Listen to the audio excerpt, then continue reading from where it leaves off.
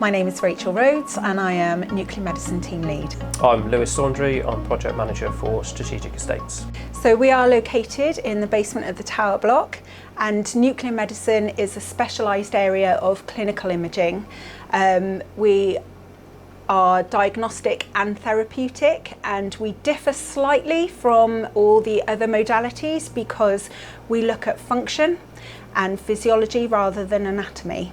So we use ionising radiation to make the patient radioactive, and then we gather information from the patient directly. We see a whole range of different patients. We can be scanning premature babies one day, and well, even on the same day sometimes we can be scanning people with dementia. Because we're looking at the function of the body, we're looking at a whole diverse different things like kidneys, brain scans, bone scans. We sometimes even make radioactive food for patients, so we can see how their digestive system is working.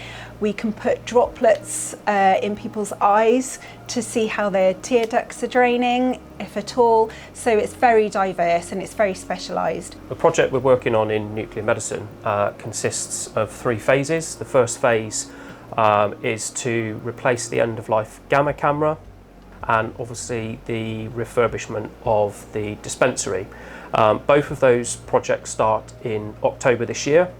We are expecting the dispensary to be complete just before Christmas. It's a slightly shorter scheme. However, the gamma camera is due to complete in May next year, May 24, with first patient date in that month. The gamma camera is just a detector. So we have 2 detector heads.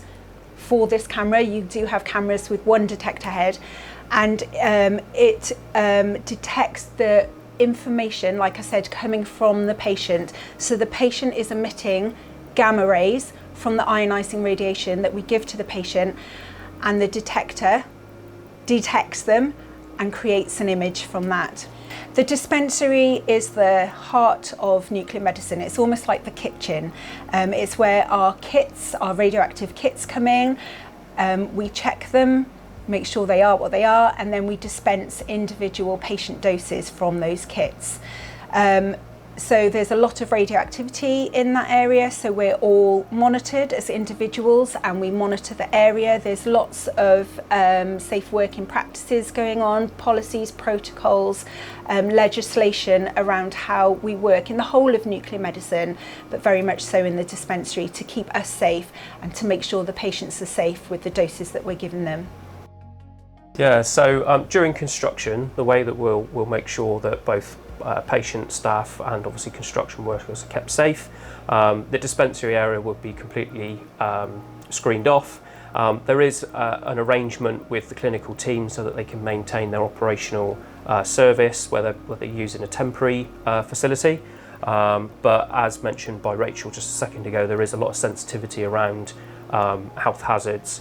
And that's one of the reasons why we're doing this project, is to make sure that the trust and the department, the service, maintains its compliance with both the Environment Agency permits and the Health and Safety Executive requirements.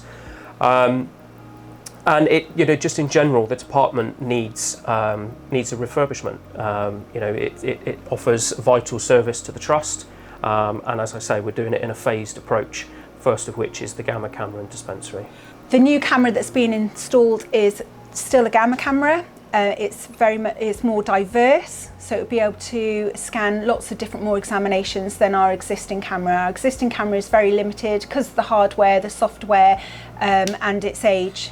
So the new camera we will be able to scan a lot more patients in there. So we won't be using our other 2 cameras that are in the department, which means our patient flow will be better, our patient lists will be reduced, and it means that we can start to look around introducing different studies into the department. There are 3 phases to the project, the first of which will commence in October and finish next May.